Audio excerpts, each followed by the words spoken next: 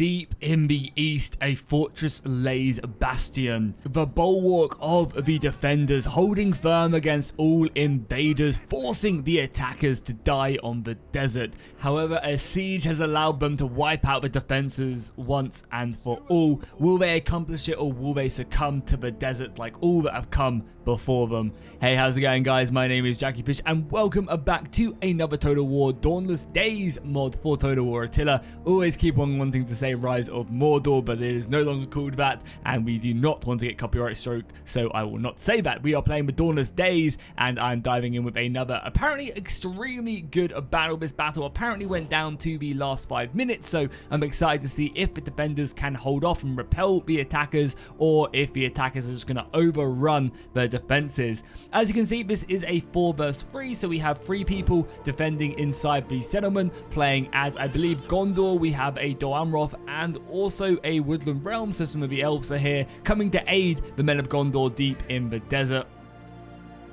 And attacking them, we do have a mix of good and evil. So we have an army from the Haradrim with their Serpent Guard, their baby Mumakil. My god, I cannot wait until we get proper Mumakil. It's going to be so much fun watching them just smash through walls and demolish everything in their path. And we can even see some of the Black Numenorians here as well, looking extremely clean in their plate armor. Then over to their left-hand side, we do have an army from Arnor, so Arnor coming out. I'm not sure if we have any hobbits on this battlefield this day, but the men of Arnor will fight hard for their evil masters, and we even have some Dunedain Rangers as well. They can get stuck in. These guys are absolutely deadly. Yeah, no hobbits to be seen, which is a shame. It's always good to see them on the battlefield. On the extreme left for the attackers, we do have a force from Vinland. These guys are going to be... No, so these are Dorino, sorry, forces right here. And they have a lot of strong units. These pikemen, one of the first units actually in the Dawnless Day mod, and they look great even to this day. Then over on the other side of things, we have an army from the forces of Isengard. So lots of Uruk-hai, again, classic units. And again, speaking of units that were one of the first ones in the mod, I believe the Uruk-hai were literally the first units in the mod all them years ago, which is very exciting. I will also mention just before this battle does start that they are streaming way more over on their YouTube again. So make sure, if you haven't already, to go and find their YouTube. I'll leave a link to it down below in the description. You can check it out and obviously subscribe, because they are now posting way more campaign stuff on there and plenty other really exciting content, which is definitely worth checking out, because yeah, I mean, there's lots of awesome content on there, and it's great to see the campaign map get more and more complete, because it is getting very close to you know, looking in a very, very playable fashion, which is always very exciting. Here we go, though, the first major engagement of the battlefield. We do have the men of Dol Amroth. These are the Seaward Swordsmen fighting against some other seafaring folk. These are the Black Numenorians. And it's going to be a pretty nice engagement here for the first fight. Both units are pretty evenly matched.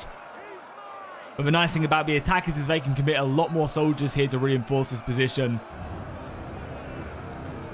I also wouldn't be surprised if we saw some artillery coming in soon. I think they have some artillery sat back somewhere. Maybe not, though, actually. Yeah, no, I don't see any artillery. No catapults or anything, which is a bit of a shame, because it's always good to make a breach midway through the battlefield. If we take a look at the actual settlement itself, as you guys can see, there's this big opening wall, which is going to be under assault. And it also doesn't seem like that the forces of Dorino are actually being kind of stopped at all. So they've actually got a pretty easy ride of things to take this left-hand side wall. But we have this big outer wall, and we have this inner bastion that is going to act as some form of defense. If they can fight their way up this road, and I'll show you guys right here, if they can fight their way up here, they can then attack through this passageway, and also this passageway, and then the main one right there. Unfortunately, I don't think there's any way, no way to go around the back, and there's no way to get like siege towers onto this back wall either. Sometimes you can quite effectively get siege towers like onto this inner wall to help you attack, but the settlement has been designed with that in mind. And yeah, this is going to be pretty interesting, I guess, because it is a 3 vs 4. The attackers do have that advantage in numbers, that they can afford to throw these soldiers in. And, you know, the defenders can't quite easily deploy men here, because if they do, they're going to be stretched too thin elsewhere. They have to pick and choose their battles. which I think is a pretty smart idea, you know, giving up one flank, which isn't that bad of a flank either. This is probably one of the better flanks they could have given up, or the best flank to give up, because they don't have to worry about people going into this central plaza whatsoever. If they defend here, they can really cause the attackers some pain. Over here as well, the Uruk-hai are descending on the walls, and the elves of the Woodland Realm, who are extremely far away from home, are fighting for their Gondorian allies. Maybe I like to think that, you know, maybe Gondor offered to give Thranduil some of his riches back that was stolen and kept in this fortress. So Thranduil dispatched an army of elves to aid their allies.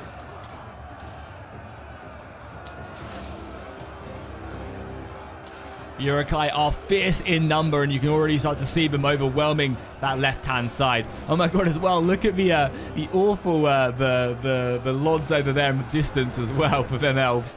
My god. They do not look great. We have some elven archers up here on the walls, just simply chilling, not looking to unleash their arrows. One of the great tactics you can do in a lot of defensive siege battles is you can stick your archers like right here and just volley up onto the Uruk-hai. Because there's no real like inward defenses on a lot of maps in Attila, you can just hammer these guys, because look how vulnerable their side is right now. Really do a lot of damage to them. A lot more of the modded maps are adding in more defenses there, so that can't happen. I think that's a great way, because it is a little bit cheesy, but you know, it's good to have that. Oh, we have the Mumakil and the Men of Bree charging through this position, looking to try and get as much cavalry inside of the settlement as quickly as possible, and I definitely do not blame them. The Mumakil are very well matched here. And just to mention as well, in case this is your first Rise or first Dawnless Day battle, these are basically placeholder Mumakil until they can work on the proper ones later on down the line, which they do fully intend on doing. They recently added in trolls, which look amazing, plenty of custom animations. They work pretty well as trolls as well. So stuff like Mumakil and other beasts are all planned.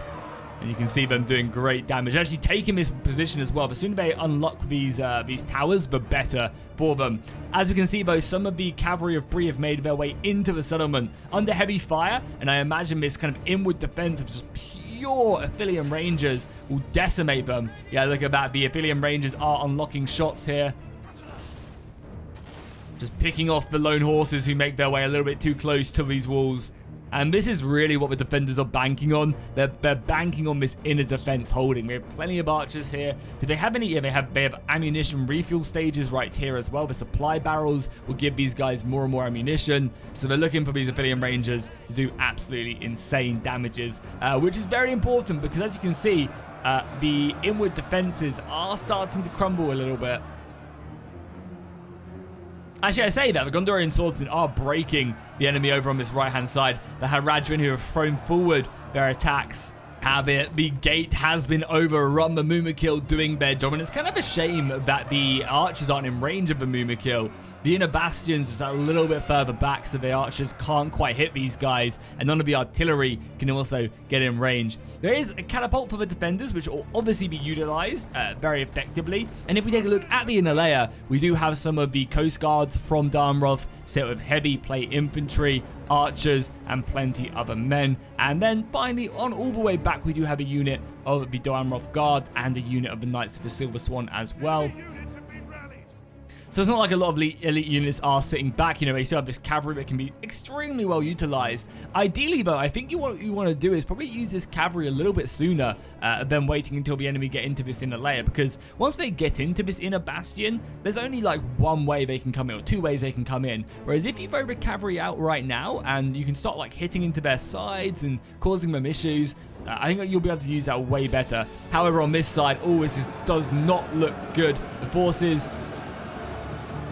of Dorwino have been able to completely surround the Gondorians.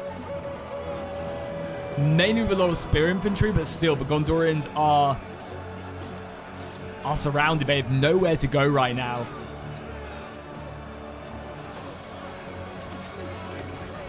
But they are not alone in this street. They have the arrow fire ranging in from the Rangers of the Aphelion.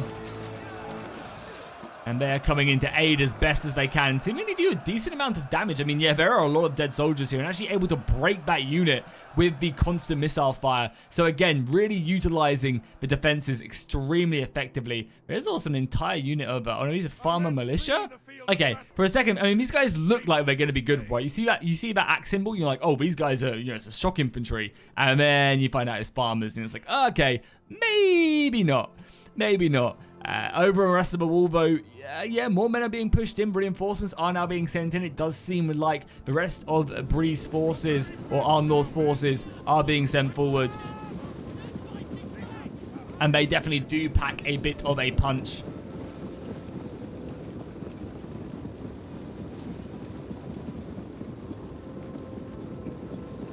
And one of the reasons I guess these guys were sitting so far back is because you don't want to commit them too early. If you commit them too early, you're going to, take that brunt of the archer fire. Whereas now you can bring them up onto the wall a lot safer. The soldiers they'll be fighting will be exhausted because they've already been fighting for the past 10 minutes. And you can utilize that very, very effectively. Yeah, you also got some more halberds as well being pushed up here from Bree. Which again will be scary. Really important unit to push up this causeway later on down the line. And with these guys reinforcing, I think we will start to see the wall collapsing. They've already been able to break that unit of Gondorians over on the left-hand side. And what remains of the reinforcements, yeah. These guys are extremely, sorry, I can't even see them. These guys are extremely strong infantry units right here. They are what? Yeah, they're exhausted, so giving them a moment's rest will be good. As that arrow fire just comes in and absolutely clashes in on them. They need to try and capture this tower ASAP. But yeah, these guys going into the back of the Gondorian sword infantry will probably see them dead. Sorry, I keep on hitting escape to get rid of the camera mode. That's my bad. The elephant's still causing issues. And we also have some cavalry engaged in here as well. So I think for the most part, we are going to see the wall being taken. The only side that's really holding effectively is this right-hand side. And I guess that's mainly because it's pretty much in the favor of the defenders. They have Gondorians here. They have the elves here. And they're pretty much just fighting the Uruk-hai of Isengard. So as we can see, the attackers are heavily focusing the other flanks and kind of almost sacrificing Isengard in the hopes that it will be enough to push forward and win the day.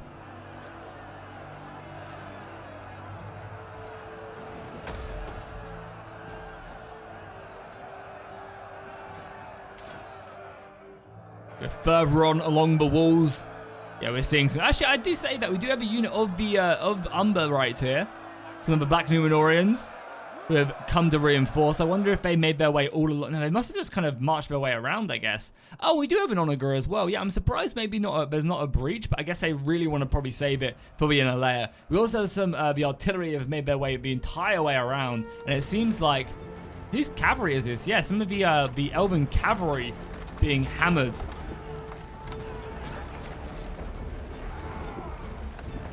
As the artillery makes their way up.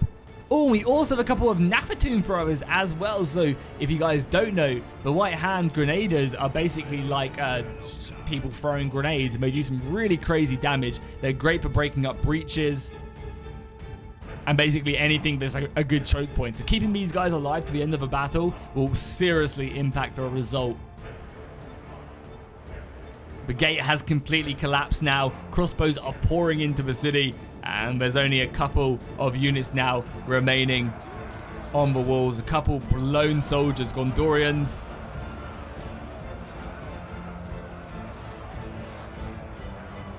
And the men of Doamroth. However, that is going to be short-lived. The towers are now being taken as well. So this entire outer layer has pretty much collapsed. And for the most part, a lot of this ammunition has already been spent for the defenders. As you can see, they are now in a full-on retreat. Spearmen are rushing over. And it's kind of, again, almost like, yeah, if you want to shoot us as we pour into the city, be my guess, a lot of our veteran units are sitting back and are yet to enter the city. So if you want to waste the last of your ammunition, be our guest. And there's going to be a very interesting last, like, 20-30 minutes of the battle.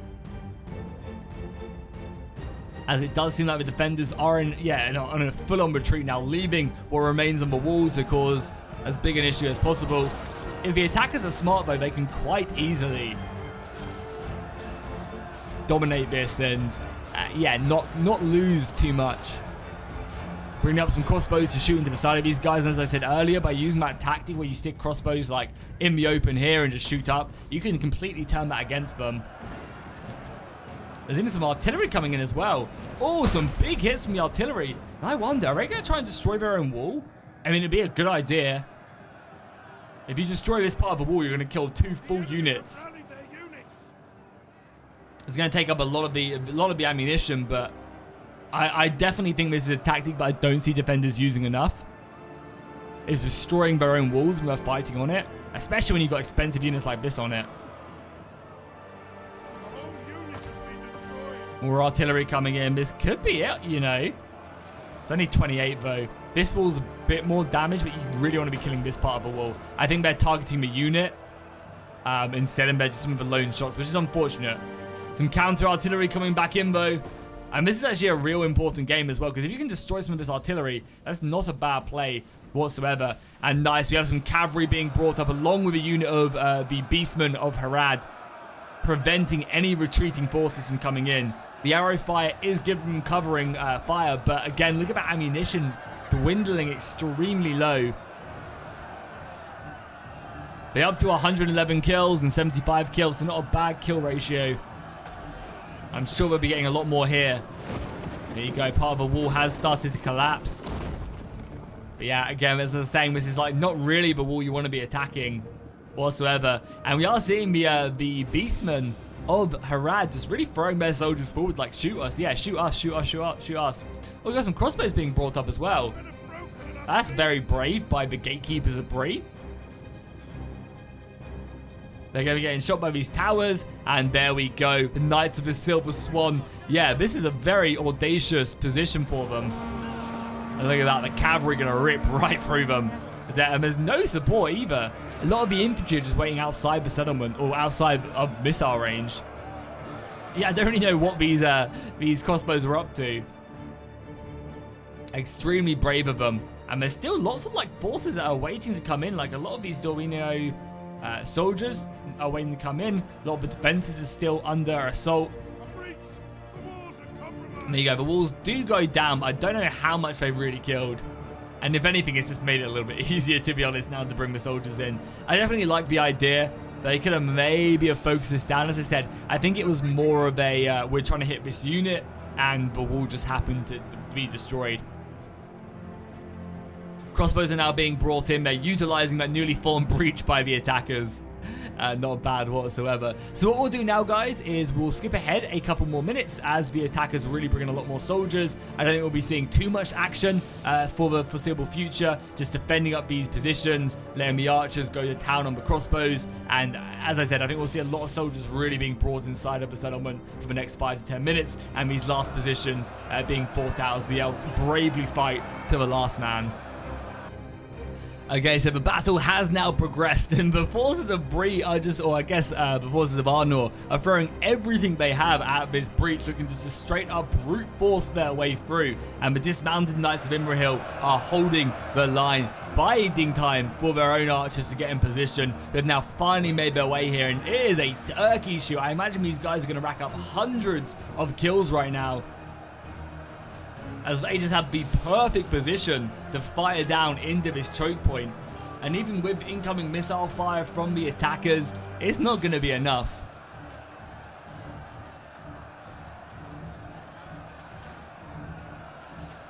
And not only that, they also have the support of the towers. There's 2 towers firing in and basically guaranteeing themselves a kill every single 5, 6, 7 seconds. The fire arrows making their way in as well. This is an extremely careless move from Arnor, but it could pay off. If they can just break these guys apart, then it's paid off. They have the numbers, so they are being extremely cocky with that. Over on the right-hand side as well, we are seeing the Haradrim now moving up with some of their weakened units. However, the forces of Gondor are prepared for them. They've got a unit of sword infantry supported by that unit of Fountain Guard. They're poking their spears forward very, very effectively. And I say that you can't actually pick up a siege tower here, but I'm sure you could actually do it if you were to like play smart. I'm sure you could like get one up maybe here, and yeah, maybe even up here as well. So it's not impossible, I don't think. But it's probably hard to bring one in, and you obviously would have to save one, and you also don't have a breach as well, so there'd be no way to bring a siege tower in. But definitely still something to think about. And oh, we have a general death. That's pretty bad. I think that's probably the Arnorian general, yeah. Going down. I mean, these missile fires moving in. 41 kills on this unit. Not only 19 on this one, really? 20 on this one. Wow, I'd be expecting way more casualties here. And it's probably a good idea to bring over this artillery piece as well. Still has ammunition left. And these guys are extremely clumped up. A lot of the Dunedain Rangers looking here to range in on the Elkin Riders for the General of the Woodland Realm. And it doesn't seem like he is paying attention. I mean, probably because he hasn't lost a soldier. There we go. Good. Get him out of there. And that arrow fire does a whiff, which is always nice. The elves have formed up in defensive positions behind their Arnorian brethren. And we have a few engagements right here. It looks very cool. It's always awesome when you get the Attila formations.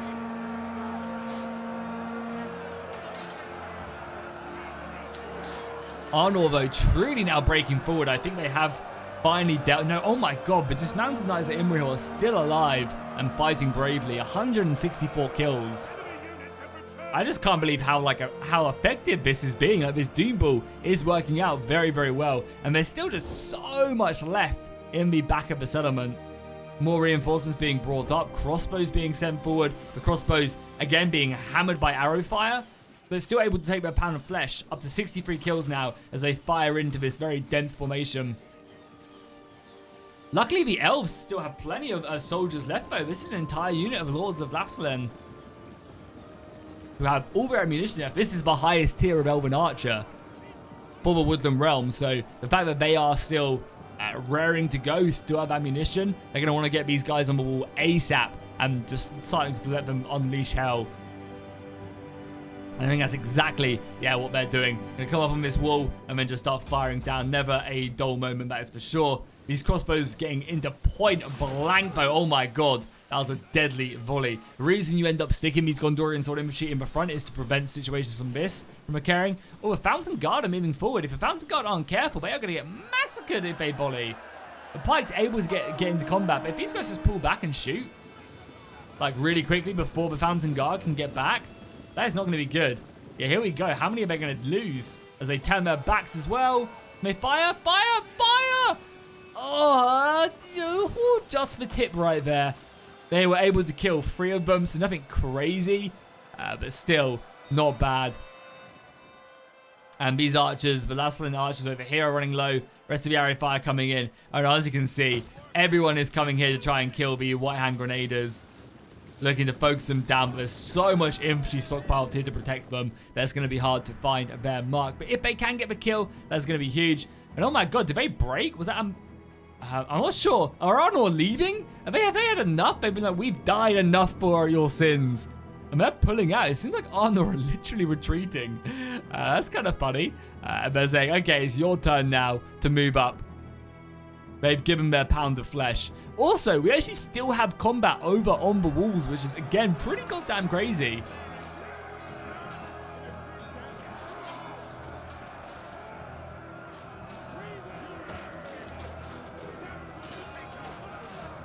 These men of Gondor acting like, the Siege of Minas Tirith, when the outer walls get absolutely overrun, but there's still men in the gatehouse firing down on the incoming assault. Barricading themselves in. These Gondorians are fighting for their lives. Vance Valabar also does not look good. Numbers-wise, it's actually not that crazy. The defenders have managed to severely reduce the attacking numbers.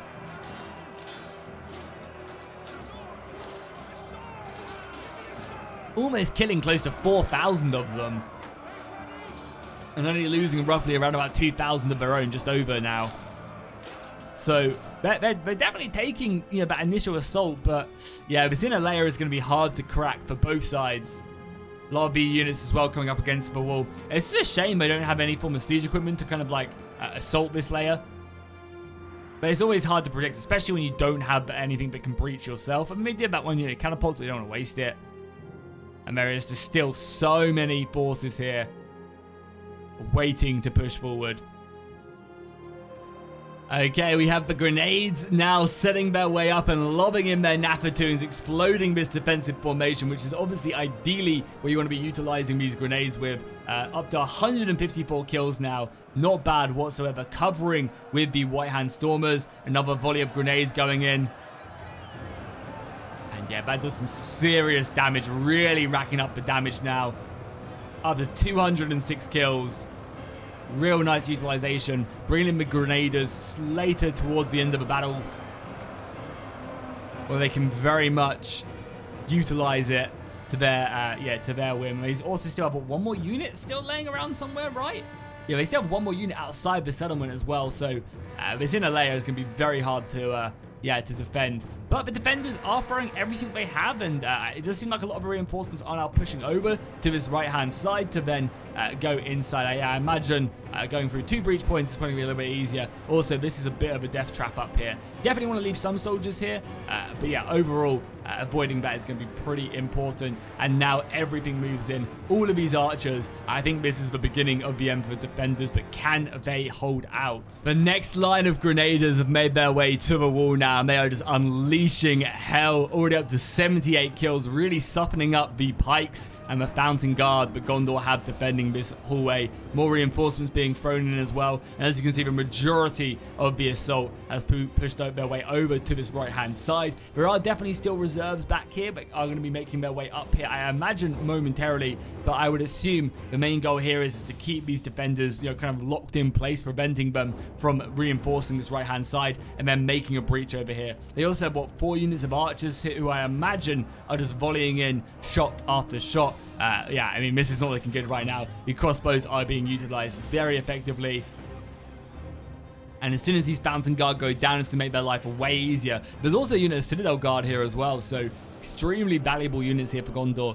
Just being sniped out, and I'm surprised they're not just saying screw it and charging out themselves for Wrath for Ruin and the World's End. Another lone grenade there being thrown in. Yeah, it really is brutal. Halberds now from Bree. This is ultimately just so much pressure. We do have a unit of what, Prince's Coast Guard, but these guys are again focused fired down. The defenders are in a real rough spot right now. I don't really see how they're going to come out on top. Again, they've done a great job at whittling down the enemy. There's not a lot left of them. They still have all of this outside, and maybe they can cause a big mass rout. I mean, morale-wise, look at that. Yeah, I mean, there is a big possibility of a mass rout. There's what, like 5-6 units here who are severely wounded. And then maybe like rallying out would not be a bad idea for them. Try and just be very aggressive, especially if the halberds being reinforced. Obviously the grenades are going to be going immediately on them. Got some pikes now for Isengard. And this is a sheer mosh pit.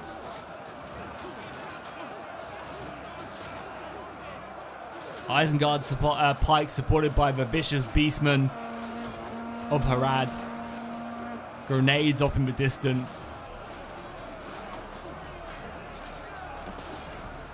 Enemy units have been rallied.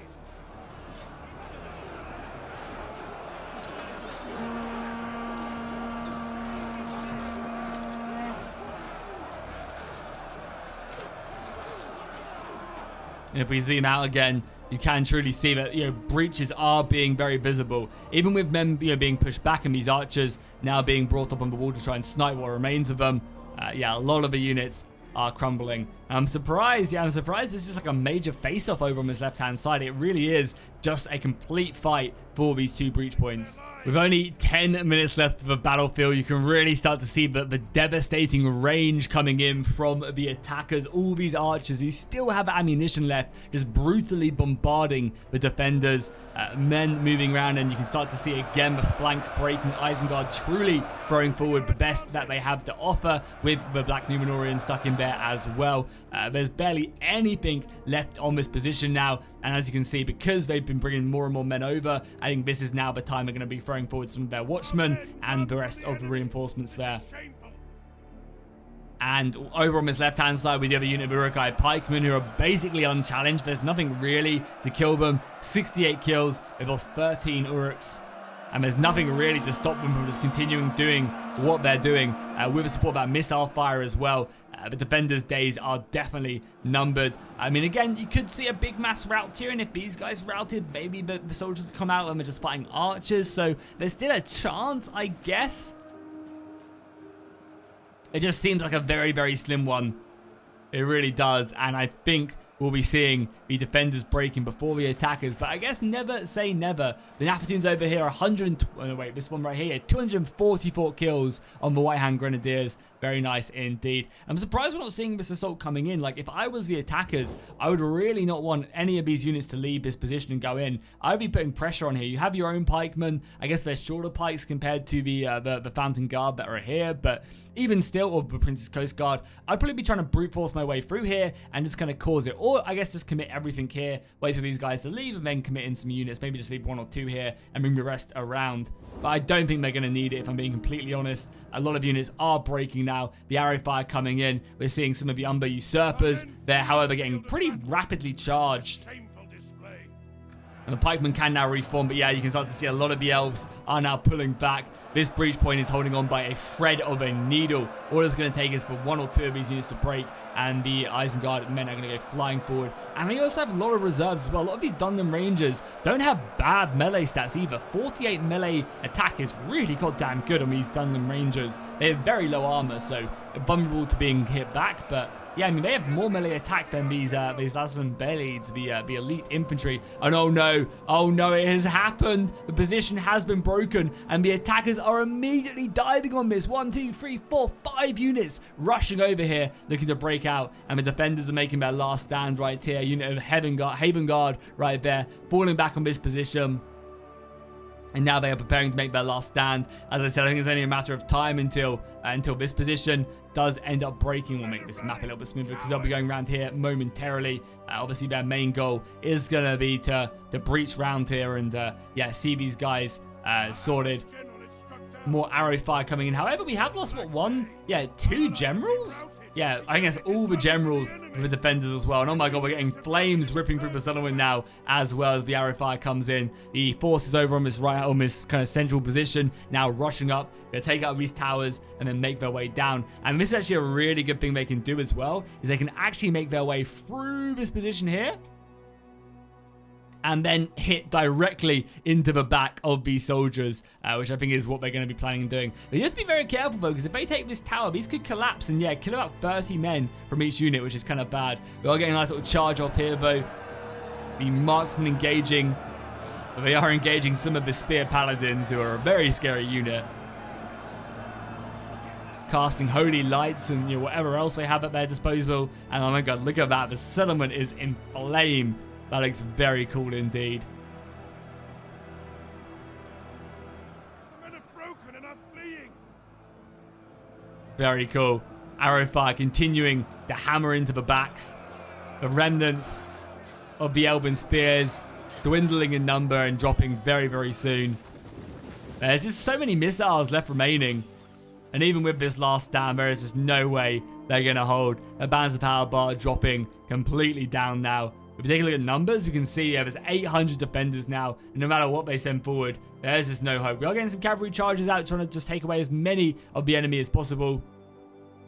When we're seeing a big break here, we're seeing crossbows push forward. Again, I think these guys are being thrown forward just to try and exhaust the enemy before throwing forward some of the better units. Because, yeah, you have some fresh dismounted Knights of Imrahil. We're going to cut these guys down. So, again, the Urukai are kind of almost acting as that cannon fodder as the pikemen now push up as well. Pikemen going to be able to do great against these guys. Arrow fire going into the back of these guys. The battle is over. The general breaking. What the hell? That general is at full HP and he's running. Oh, my God. The elves, man. Never trust an elf. Gimli was right. I cannot believe we are seeing an entire unit of Elkin Riders routing from the battlefield. I'm not sure if they were Warcried maybe or what happened there, but that was insane. And as you can see, the settlement is in tatters now. Only 3 minutes left of the battle. I don't think there's anything else left to say but GG because, yeah, the settlement is ablaze.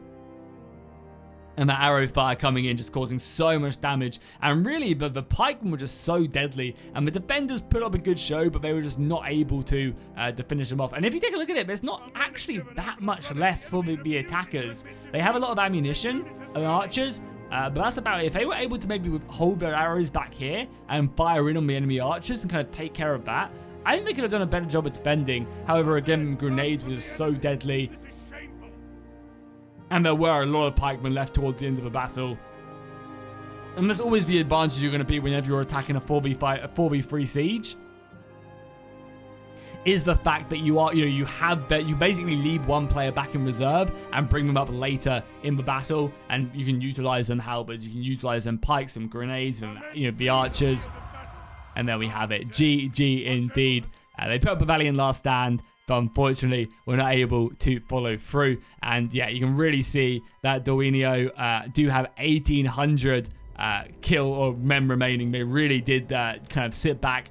And it's representative. They don't have as many kills as everybody else, whereas a lot of these other factions were thrown forward as the meat shield. And as you can see right there, not a bad amount of kills whatsoever on any of these. The elves doing admirable as well, and the Gondorians holding firm. The Aphelion Rangers 256 kills is always impressive. If you guys enjoyed this and you want to see more Rise of Mordor battles on the channel, or Dauntless Day battles on the channel, make sure you go ahead and drop a like and a comment down below. I'll see you guys in the next one.